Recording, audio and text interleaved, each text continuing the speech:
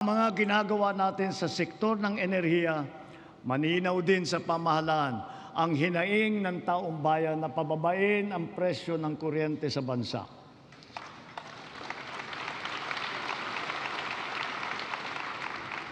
Unang-una, upang maging simple, madali at abot kaya ang pagpapakabit ng solar panel at battery storage system sa kanilang mga bahay, hinihiling ko ang tulong ng Kongreso na maipasa na ang Sariling Kuryente Act.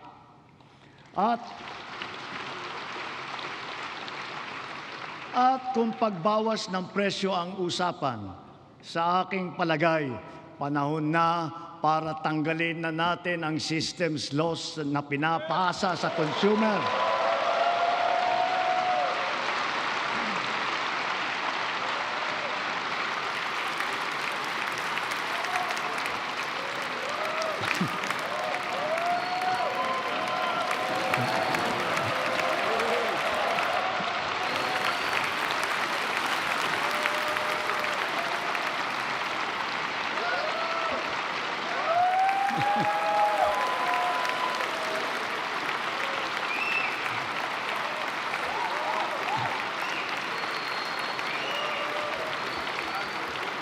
Pinapasa ito sa consumer at kinakarga sa bill na pinapatungan pa ng value-added tax.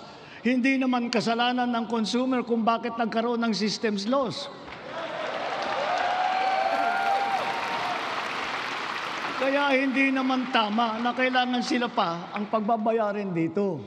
Therefore, we, the people, we demand for the immediate amendment of the EPIRA